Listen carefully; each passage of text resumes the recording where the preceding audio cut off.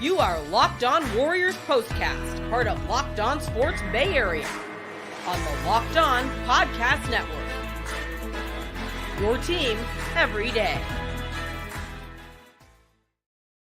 Yo, what's up, everyone, and welcome back to the Locked On Warriors Postcast. I am your host, Eric Triple E Engel. You may know me as the former producer for the Murph and Mac Morning Show on KMBR. And tonight, the Warriors moved one step closer to the 8th seed as they got another road win, taking down the Blazers 100-92 at Moda in Portland. It wasn't smooth sailing in this one, however. Tons of turnovers for the Dubs, not great three-point shooting for most of the night, and the Warriors continue to play down to their competition. But when it mattered, when all the chips were down, multiple guys not named Stephen Curry stepped up in the fourth quarter to secure the dub, and of course, Steph was excellent as well. We will break it all down, but first, I want to thank all of you for watching us on the Locked On Sports Bay Area YouTube channel. If you aren't already subscribed, please go ahead and hit that subscribe button right now. Thanks also for listening on the Locked On Warriors podcast feed. However you're getting the show, we appreciate you tuning in. Make sure to check out the Locked On Warriors Daily Show for more in-depth coverage. Cyrus does a really great job breaking everything down. And today's episode is brought to you by FanDuel. Make every moment matter more. Right now, new customers get $150 in bonus bets guaranteed. That's $150, win or lose. Visit FanDuel.com/lockedon to get started.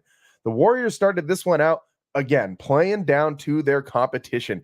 5 turnovers in the first 5 minutes of this matchup for the Warriors, and it seems like first quarter turnovers continue to haunt this team. For whatever reason, they get out and they just try to press in the first quarter, try and get out to an early lead. I don't know what's going on with this team, man. They seem to settle in later on, but especially against bad teams. I mean, I think of that the Spurs game that they lost. I think of the Hornets game that they had like 20 plus turnovers in. It seems like this Warriors team, when they play bad teams, just I don't know what it is. They seem lackadaisical with the ball. I mean, early on in this one, the Blazers had tons more shots than the Warriors did. They finished actually tonight with 20 more attempts from the field than the Warriors did. The Blazers damn near shot 100 shots from the field, 97 shots from the field. The Warriors only got up 77 shots. So the Blazers getting a ton more possessions than the Warriors, a ton more shots at the bucket.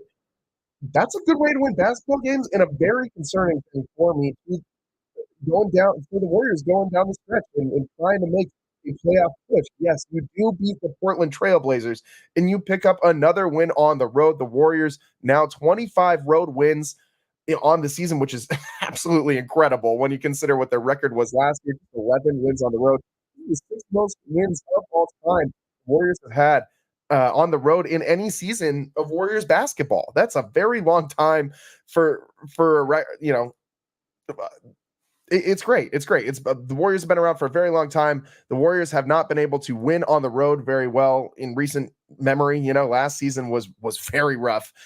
It's great to see them figure out how to win games on the road, especially considering they're probably going to have to play a lot of road playoff games. So this is very encouraging that they're able to win this much on the road. But what's concerning is that you have to kind of eke out a game against the Portland Trailblazers. Again, this one was tied late in this game. The Blazers had a fourth quarter lead, and they in the beginning of the fourth started to go on a little bit of a run there, pull away from the Dubs, and the Warriors responded. Thankfully, they closed out this game on a big run. It was I believe it was a 21-7 run to close this one out, and it was a good sign to see them step up in the fourth quarter the way they did, especially other guys not named Stephen Curry. We'll get that. We'll break that down a little bit later in the show. Steph's been excellent in the fourth quarter. He's the closer. We all know this, but everybody else needs to start stepping up. Someone else needs to help him out in that fourth quarter. Tonight, they did. We'll get into that a little bit later on, but more to get into from this one. TJD played pretty well, I thought, in the post. That was the big matchup coming into this one with no Sharp or Simons for the Blazers. Pretty much their only guy to run their offense through was DeAndre Ayton, and of course the rookie Scoot Henderson, who I had higher hopes for coming into this season. Scoot's been Not great. He hasn't been bad, but he's had a lot on his plate up there in Portland. There's not a ton of other options there. It's tough when you're a first year player and you're near the top of the scouting report.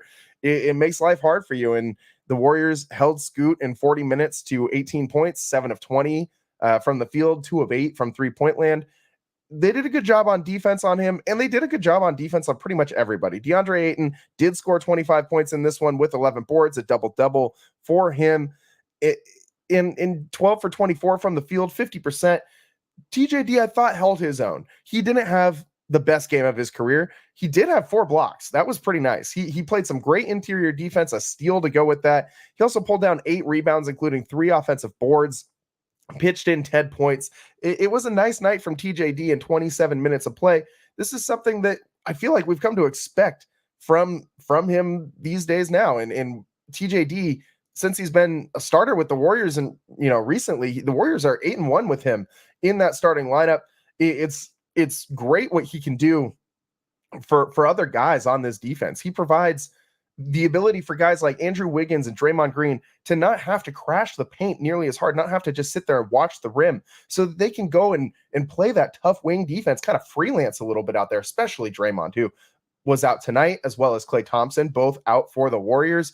2 pieces of that 3-headed goat, as Trace Jackson Davis called the Warriors 3 future Hall of Famers, Steph, Klay, and Draymond, the other day. I kind of like that term, the 3-headed goat. I don't think I've heard that one before. That was a cool little interview TJD did earlier this week. But he was great tonight. I thought that he did very well against an all-star big man in DeAndre Ayton and a former Chris Paul disciple. So it's good to see TJD getting some run against legitimate, real NBA big man and holding his own against them. I think he's proven that he is the big man of the future. You heard Mully on the pregame if you were watching. He is the future at center for this Warriors team. They have found the answer to basically everything they've been looking for defensively on the interior. And you kind of have to have a guy like that in today's NBA. There's so many teams with dominant big men. You look at the Holmgrens, the Wembys. This is the way the NBA is going. It's like these freakish unicorn type athletes that are huge, big men playing inside, not really, wide guys, not bulky guys. These guys are all skinny as a rail, but 7+ feet tall and able to handle, able to shoot. Like, all these guys are posing big problems in the NBA going forward. And the Warriors have an answer to all of these guys. They look set up for being able to handle the direction of the new NBA. And that's a big plus for these guys, is a lot of the teams at the top of the West are going to have tough center matchups. Nikola Jokic, case in point, example 1, probably example 2 and 3 too. But all these other teams at the top of the West, they got Chet Holmgren out there in OKC. You got Rudy Gobert out there in Minnesota. There's Karl Anthony Towns too when he's healthy, but there's a ton of big men in the NBA that the Warriors are going to need to be able to roll someone out there other than Draymond Green against. And TJD is the answer for all of this. He played very well tonight, I thought, against Ayton on the defensive side of the ball. It was good to see the Warriors really step up defensively on a night when they just didn't have a ton from the 3-point line. They did finish 34% from the field, 12 of 35 from 3, but they, in the first half, were kind of struggling with that 3-point shot. They did hold Portland. They were below 30% from the field for most of that first half, below 20% from 3 for most of that first half. They did shoot better in the second half, in this one, especially in that third quarter. The Blazers putting up 28 points in that third quarter. It was their highest scoring quarter of the night, and it was kind of concerning. Seemed like the Warriors were going to continue to play down to teams like this, maybe let the Blazers go on a second half run, and then to start the fourth quarter, the Blazers did open up a little bit of a lead against the Warriors. They jumped out, and it seems like the Warriors' fourth quarter troubles were going to continue to be on display. But thankfully, they go on that run to close it out. Chris Paul plays well. Jonathan Kuminga played very well at the end of this one. John Kuminga just changed the way that this game was flowing in the fourth quarter. It was so refreshing to see someone other than Steph step up. John Kuminga getting to the line, drawing fouls, and he drew so many fouls that he put the Warriors in the bonus. Other Warriors drawing fouls too in that fourth quarter, but Kuminga was getting to the line relentlessly. Kevon Looney, don't got to get ready if you stay ready. Looney has been excellent off the bench lately for the Warriors. In this one, he provided a ton of effort for the Warriors in that fourth quarter. You saw him and Steph running a little two-man game, resulting in Looney getting to the rim for two. I like Kevon Looney in these moments. I would like to see more of Kevon Looney in these moments when TJD is kind of gassed out in games when he starts in the fourth quarter. Looney knows exactly what he's got to do out there. Every time he's on the court, he knows exactly where he's got to be. Gives you rebounds, gives you hustle defense, sets screens for Steph. He does all of the little things so well. In Steve Kerr even kind of said this earlier in the year. He said he needed to get Trayce Jackson-Davis more minutes, needed to get him ramped up, and needed to give Kevon some rest so that he could be fresh at this time of the season. And he is, and it is great for the Warriors to have not one, but two big men who can play great defense. If they stagger these two, you can essentially play a whole game with the traditional center. When is the last time we saw the Warriors do that? That's crazy. And they might need this going forward. Again, tons of teams in the West with really big lineups, dominant big men. The Lakers also have Anthony Davis as well. Don't forget. So there's a lot of teams in the West that the Warriors now match up much better with. Now that they have a fresh Kevon Looney, a TJD that's rolling, this team looks poised to compete. They're playing their best basketball of the season, despite playing with their food a little bit in this one. Again, the turnovers really concerned me. 16 turnovers, 5 in the first 5 minutes of this game. It's just not what you want to see when you're playing a team like the Blazers that are 11-29 at home, just 21 wins on the season, competing for last place in the Western Conference. They're going to be a lottery team this year.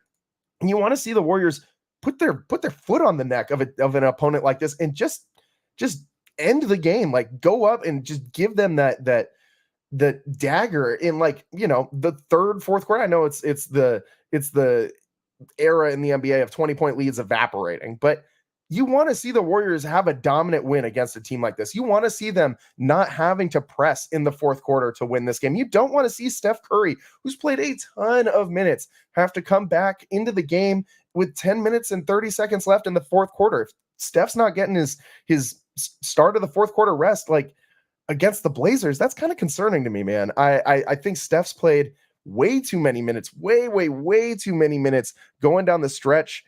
36 minutes again for Steph tonight, leading the Warriors in minutes played, but they kind of needed it. They really did at the end here. You know, you saw Steph hit a couple threes in that fourth quarter, playing that two-man game with Looney, and there was so much attention on Stephen Curry that these other guys were able to make some plays. We got to take a quick break, but we'll be right back, and we got to talk more about how this defense fueled that huge fourth quarter run. The path to the 8 seed still viable.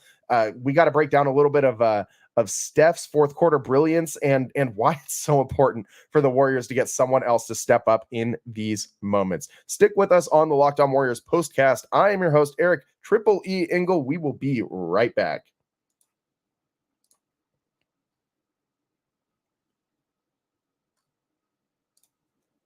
Are you the kind of driver that likes to push things a little further? Ever wonder what adventure could be around the next corner? Our friends at Nissan have a lineup of SUVs with the capabilities to take your adventure to the next level. The 2024 Nissan Rogue is perfect for city drives and great escapes. Sounds like the car for you if you live in the Bay Area and like to make some trips up to Tahoe, as I do. It even has class exclusive Google built in as your always updating assistant to call on for almost anything. The days of connecting your phone are officially gone. Google Assistant, Google Maps, and Google Play Store are built right into the 12.3-inch HD touchscreen infotainment system, making the 2024 Rogue the perfect midsize crossover for your next adventure. Nissan's incredible lineup also includes the 2024 Nissan Armada, and it will change what you expect from a full-size SUV. Picture a rugged 4x4 that can seat up to 8 in first-class luxury and style. Tow bigger and explore further in the 2024 Armada. Take the Nissan Rogue, Nissan Pathfinder, or Nissan Armada and go find your next big adventure.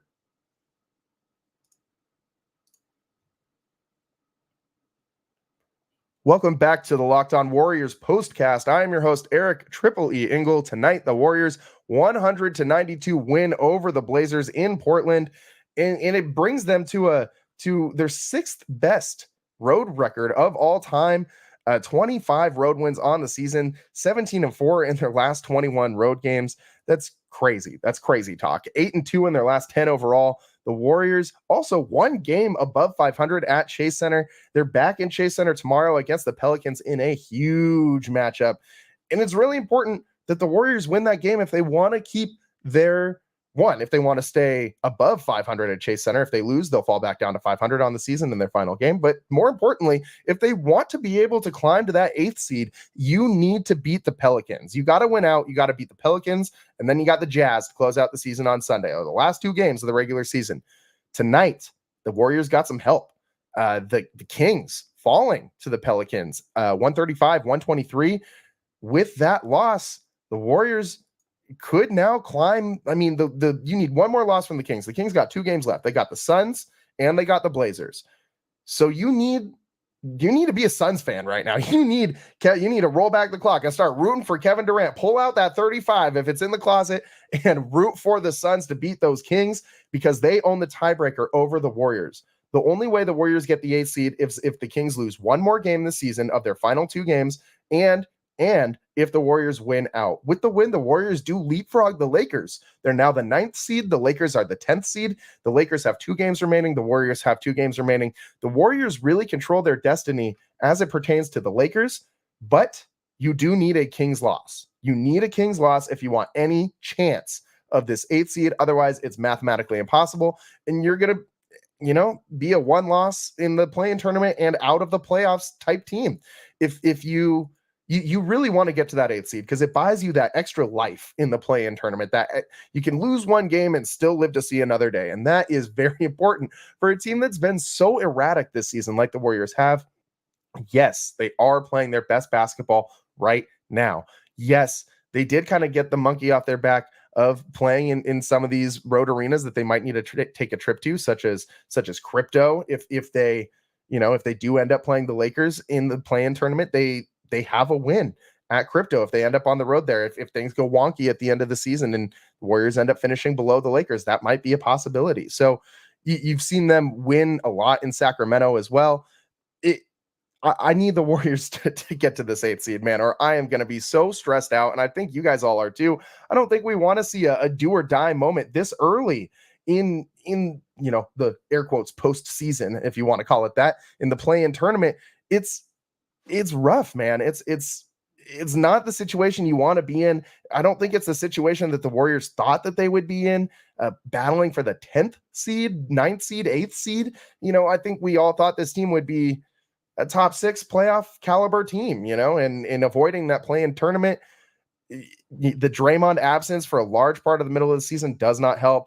The Wiggins absence after Draymond kind of caught back, it did not help. There's a lot of things that played into the Warriors, a Chris Paul injury. There's a lot of things that the Warriors dealt with this season.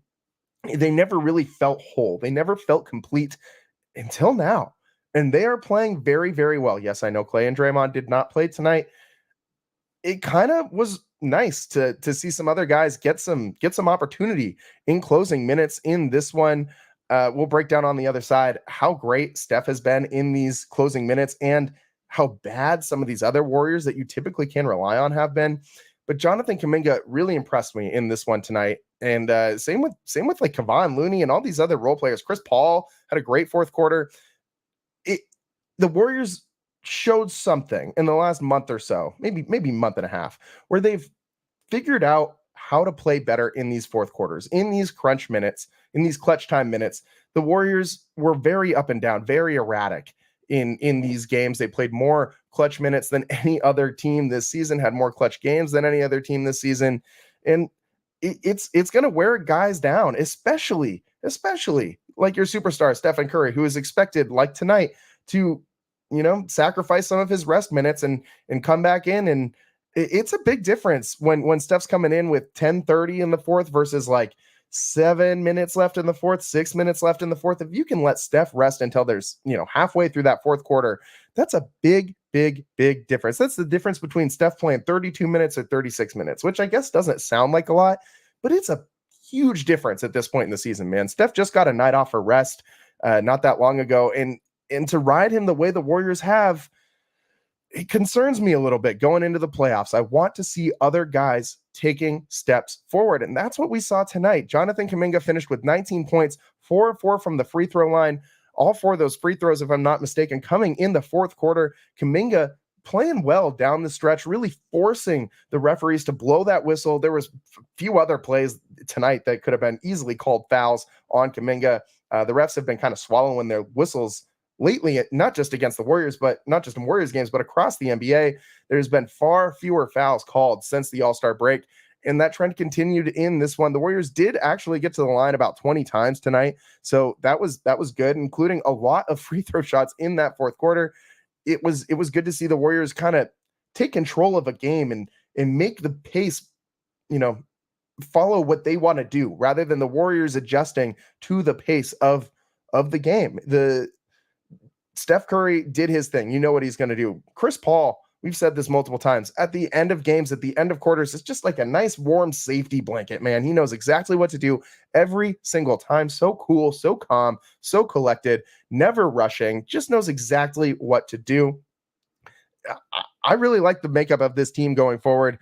I think that they need to, if they can, you obviously got to win tomorrow against the Pelicans, but if they can at all rest Steph against the meager Utah Jazz, you should, because the Jazz, they did win a game recently, now 1-9 in their last 10.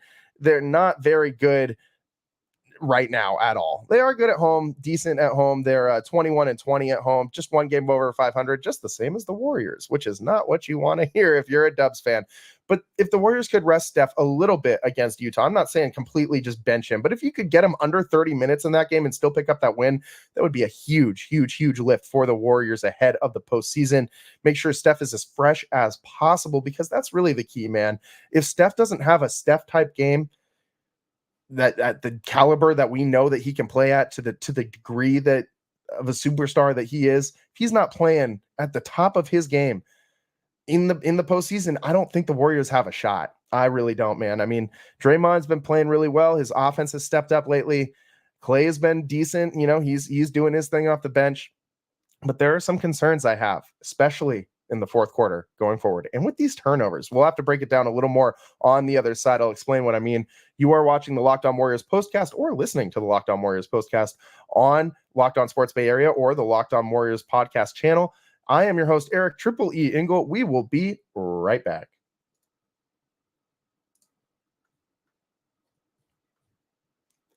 It's playoff time in the NBA and NHL. Baseball is in full swing, and FanDuel is your place to bet on every game. Right now, new customers get $150 in bonus bets guaranteed. I'll even give you a check on that one. That's $150, win or lose. Bet on everything from slap shots to home runs to slam dunks, all on an app that is safe, secure, and easy to use. What are you waiting for? Visit FanDuel.com/lockedon and make your first bet an automatic win. FanDuel, America's #1 sportsbook.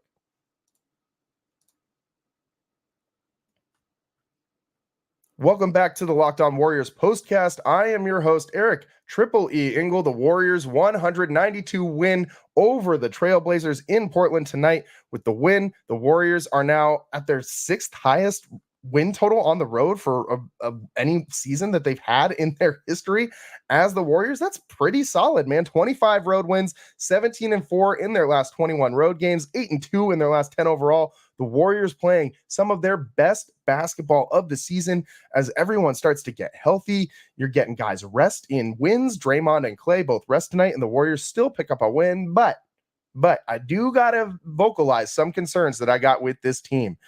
Steph has been, he's been Steph. He's been brilliant in the fourth quarter and in clutch moments this season. He's had the most clutch points coming into tonight, 186 in the NBA, and the most threes in clutch game moments, 31 coming into tonight. Both of those totals go up after this one. Most threes in fourth quarters, 84, again, all coming into tonight. And he's had 4 go-ahead shots with less than 10 seconds, also the most in the NBA. All of these are the most in the NBA. He leads the NBA in every single one of these categories. Most clutch points, most threes in clutch game moments, most threes in the fourth quarter as a whole, and most go-ahead shots with less than 10 seconds. Steph is Steph. There's no other way to explain it. He is the greatest closer of all time in basketball history. I don't care who you're putting up against, Steph Curry, LeBron, Michael Jordan. He is the closer. If I got one guy for one shot at the end of a game, I'm either taking Steph or Kobe. That's 1A and 1B for me. And I think it's Steph. I think Steph has proven that he is the guy, the limitless range, the ability to move without the basketball, to run off of screens. He does things at the end of games that we haven't seen before in the NBA. He's the closer, and he did it again tonight. The offense runs through him. He's jacking up threes, drawing so much defensive attention. He's able to get all these other guys in the mix and get other guys involved in the offense, and that's what we saw tonight. And that was a great Warriors win. Great job getting other people involved. Great job getting to the line. Jonathan Kuminga contributing. All these guys contributing at the end. CP3, Kevon Looney. It looked a little bit different tonight. The defense led the way, and Steph did his thing, but others contributed. It wasn't all on Steph tonight. At least it didn't feel that way. When he came back in for a few minutes in the fourth, it did feel that way. Steph was just willing the Warriors back to, when the Blazers had a lead, Steph was willing the Warriors back to a tie game. And he was able to tie it up before he took a very brief break with about 5 minutes left in this one. I think that's a good job getting Kerr getting Curry some rest where he can, just any amount of rest to limit the number of minutes that he's logging this season, finding it wherever you can, even subbing him out for just one defensive possession. That's fine with me. Get him an extra 2 minutes on the bench, catch his breath, and get right back out there. And for as good as Steph has been in the fourth quarter and in clutch time, I got to tell you guys, Klay Thompson has not been very good this season in these clutch moments.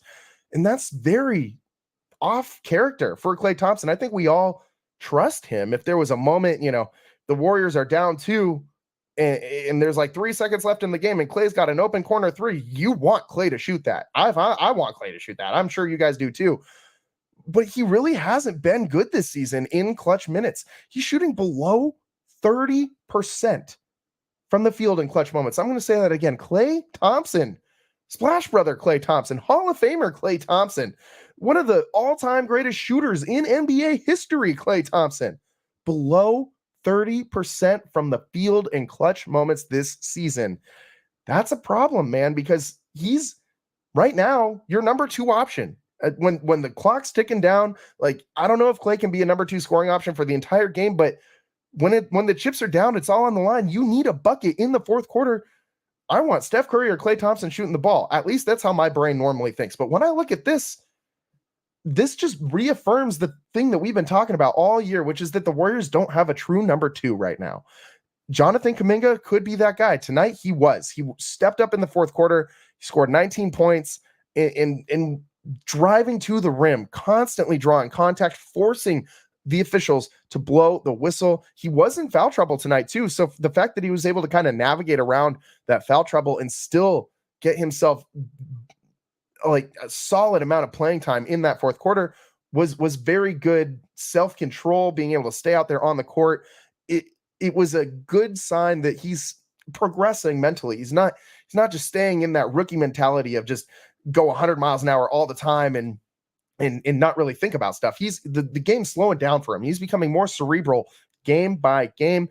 And tonight was evidence of that. The fact that he was able to play in foul trouble and stay on the floor and draw fouls at the same time, not picking up offensive fouls by just barreling into guys because he was so hell-bent on getting to the line. Great awareness by Jonathan Kuminga and a good job in stepping up and being a true number 2 when Klay was out tonight. But we need someone to do this when Klay is out there too with Steph. Obviously, Steph is option 1, probably option 2, and option 3, honestly, on this team right now, going down in clutch moments. In the fourth quarter, when you got to have it, it's Steph. We all know it's Steph.